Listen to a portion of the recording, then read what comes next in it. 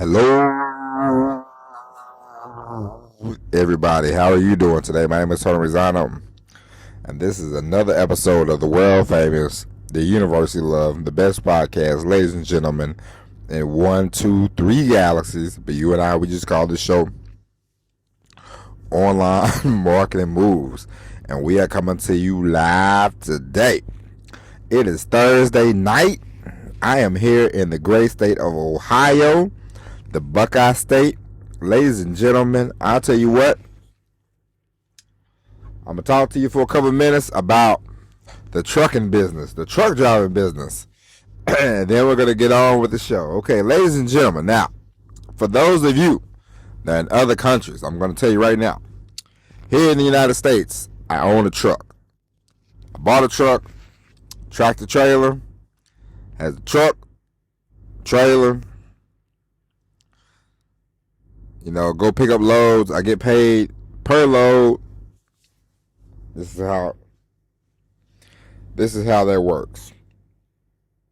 Okay, so get paid for the load. So it depends on, where the freight is hot in the United States. This is where you kind of go. You kind of want to, go to where the freight's a lot. And lately, the freight has been in the Northeast. It has been in upstate New York, Pennsylvania, Ohio, Michigan, Indiana. I've been to these places a lot the last 2 or 3 weeks, okay?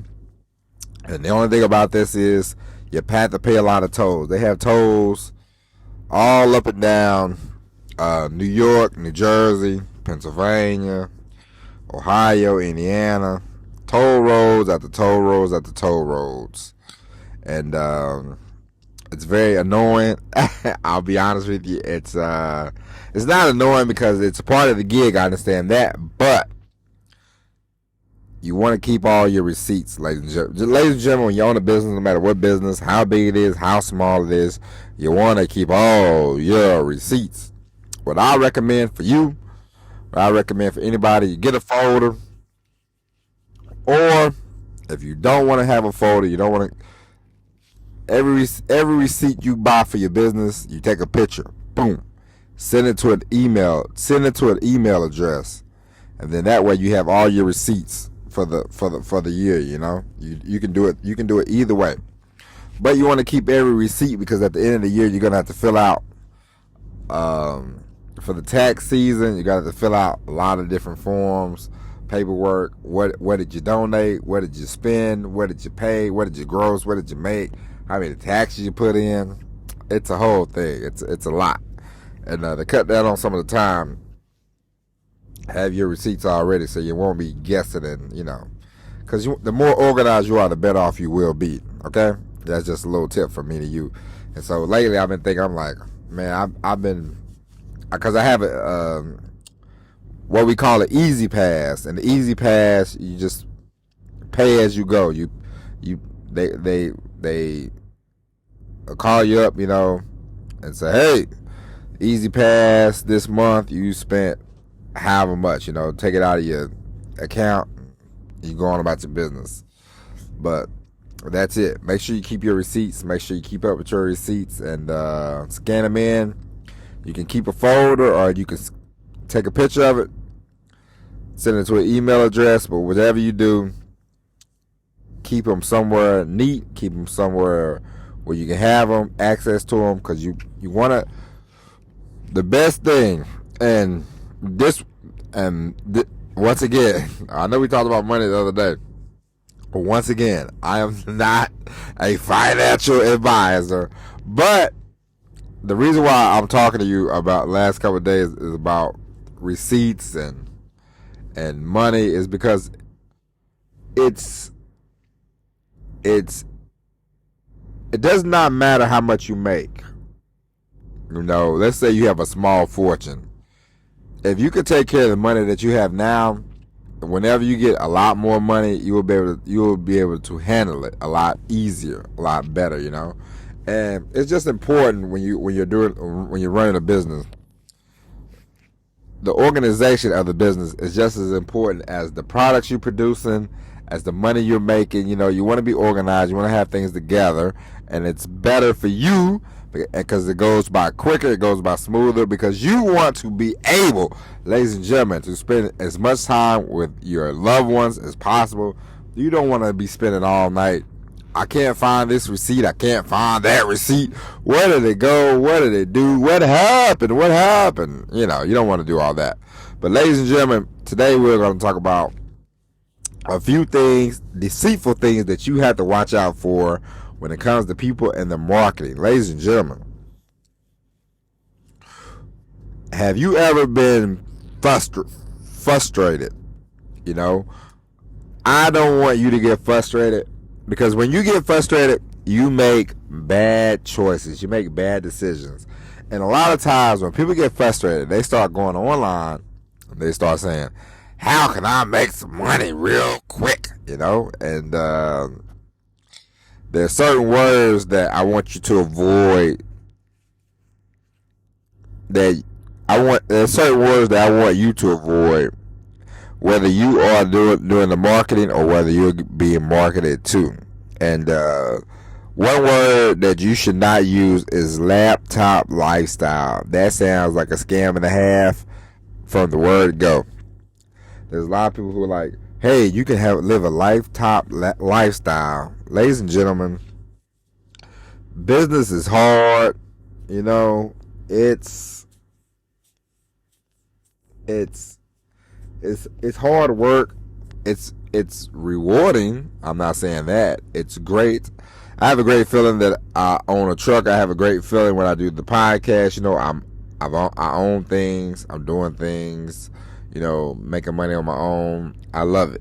I like it. I enjoy it. I spend a lot of time thinking about it. I spend a lot of time doing research. You know, of course, you know, I want to make the show the best shows possible. Want to make the logistics part of the businesses I'm running, you know, up on the up and up. So I'm not saying, you know, it's hard work, but people will tell you, you know, you can make money from your laptop, which you can. I'm not saying you can't, but the laptop lifestyle is, you know, it's a thing, but it's not a thing. Well, no, it's not a thing. You have to work at it. You know, in order for you to get a business really going, really, you know, rocking and rolling, you have to work at it a little bit. Figure out the system. Figure out, you know, do you want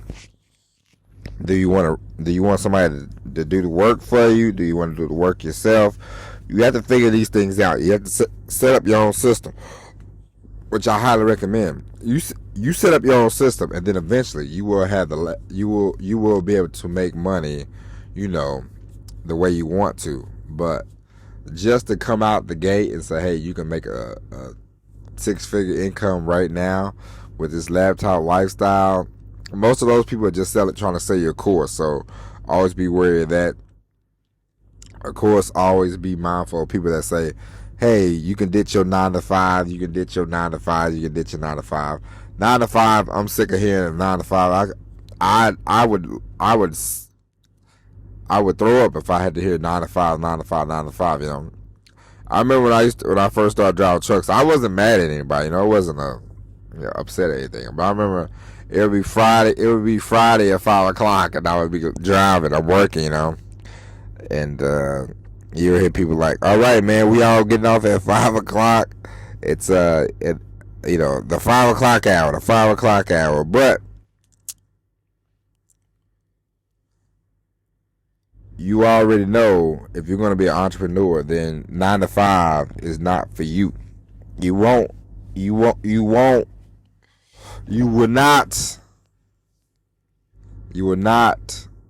be doing 9 to 5 when you're running a business. You already know that. So it's not like you need to hear, hey, leave your 9 to 5 job. Most people at some point in their lives thinks about owning the business. Most people in their life at some point think about running their own organization. So most people already have it in their mind not to work the job that they have, you know. Some people go to school to be engineers, and they become actors. You know, they don't want to be engineers.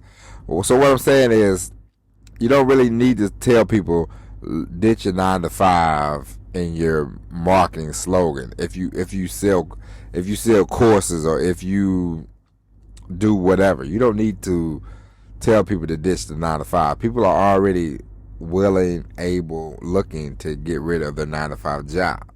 So that's not a necessity, you know. Laptop lifestyle is a scam. 9 to 5 is not a necessity. And then another thing that you should watch out for is when people start talking to you about McDonald's and Ray Kroc and franchising. Listen, Ray Kroc has one of the best stories in entrepreneurship. You know, he was a failed. He wasn't failing, but he was struggling when it comes to selling milkshake machines or something like that. And Ray Kroc had tried other things, and other things did not work for him. So he was getting he was in the milkshake business, and he was getting all these orders from these two brothers, and you know, the McDonald's story is a great story. Don't get me wrong, but a lot of times, my wife had to go through this. Somebody was trying to recruit her for Amway. You know, they wanted her to start an Amway business, which, you know, MLM, whether you do it or not, who knows? But the thing that they started off with, they said, you know, Ray Kroc said he wasn't in the hamburger business. I know already. He was in the land business. The thing is, people, you don't need to hear the McDonald's. Whenever somebody starts talking about franchising, you know, before you can buy a franchise or whatever, do your homework, do your due diligence. If somebody tells you, hey, my business is like a franchise. I remember I was gonna I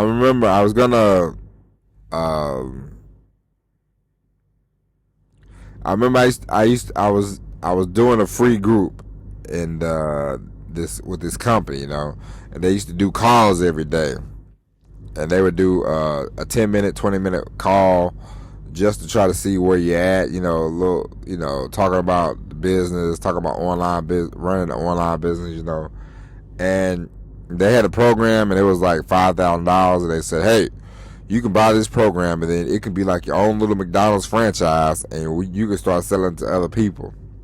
But the problem was, you sell it to other people, and then you don't give them any land.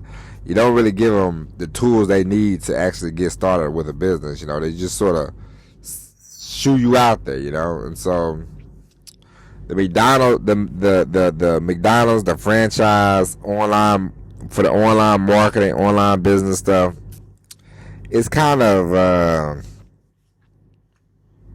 nonsense. You know what I mean? Like Ray Kroc, he wanted to own McDonald's. He wanted to do franchises, but that has nothing to do with us. That has nothing to do with the business that you want to get started. I'm not saying it's not a great story, but people overuse it. So if you're doing marketing, if you have an online business store or online business, if you have an online business that you want people to duplicate or whatever, try to find another story besides McDonald's. That's all I'm saying. Find you another story, you know. And you know this is going to be the last one, and then we'll get out of here. The one of the most overused words these days, especially in the black community, which I am an African American, and so I can say this with fondness. One of the most overused words is generational wealth. Listen, God provides. You know what I mean? So you live in the United States, you are going to be okay. You know what I mean? the generation, your parents might not be rich. Your grandparents not, maybe they wasn't rich, but you have all the opportunities in the world to make money, and your kids have all the opportunities in the world to make money. You don't have to say it's clearly up to me to make sure my kids have generational wealth. No, it's up to you to give your kids the knowledge, give your kids the skills, the tools, so they can go out and create a world that they want to be in. A world that they want to be a part of. Is it nice if you leave your kids money? Of course. I would love to leave my daughter plenty of money, for her to have and invest and do this and do that and pay for college and all that good stuff. But if it doesn't happen, it does not happen. It is what it is, and don't blame yourself. And people will try to sell you a product for $30,000 and say generational wealth, generational wealth, generational wealth. I could take my $30,000, I can give it to my child, I can take the basic information you got from the library, and I can save all of us some time and some money. Because a lot of things that people talk about online is right there in the library, it's right in a book somewhere. Generational wealth is, it's nice, but as we all know, just because you gain fame and fortune, you gain fortune, does not mean your kids are going to be able to hold on to the money anyway. The Vanderbilts were pretty rich back in the 1800s, and now I believe the only Vanderbilt that still has some money is Anderson Cooper, maybe, So just because you leave people wealth does not mean they're going to hang on to it anyway. So don't beat yourself up about it. Avoid falling for the, I need to build some generational wealth. Yeah, you can leave your kids a nice nest egg. Nothing wrong with that. But don't think it's up to you to change the course of of past generations. Don't think you need to make $1 billion, because most of us won't. Most of us will never see $1 million in a bank account. You know what I mean? So don't make a big deal about it. But what you can do is listen to this podcast and avoid those buzzwords. Avoid those laptop lifestyle, 9 to 5, generational wealth. We're breaking generational curses. There's some other words that I had in mind, but I can't think of them right now. But one day I'm gonna write a story and just put different scam words you should watch out for. Forbes under 30. No. They been interviewed by Forbes. Watch out for that. There's all kind of ones. You can get certificates from Harvard Law. You don't have to, and then people turn around and tell you they went to Harvard. Me and you can get a certificate from Harvard. That don't mean we went 4 years to Harvard. We can tell people that we can try to float that bomb, for people that don't know. And that's the thing about scam artists, people. They'll always be one step ahead of you. So be mindful. Watch everybody. If you have any questions, email me. Tomorrow we will actually have a real email address. Tonight I got to take care of a couple of things, and I got to really get started on my website, and got to grow off this email list. So after tonight or Saturday morning, I will have a real email address, and then I want you to email the show. I want you to tell me what you think, complaints, comments. I want to hear all of it. So until tomorrow, my name is Tony Rizzano. God bless you. Thank you for listening. And as always, everybody, peace.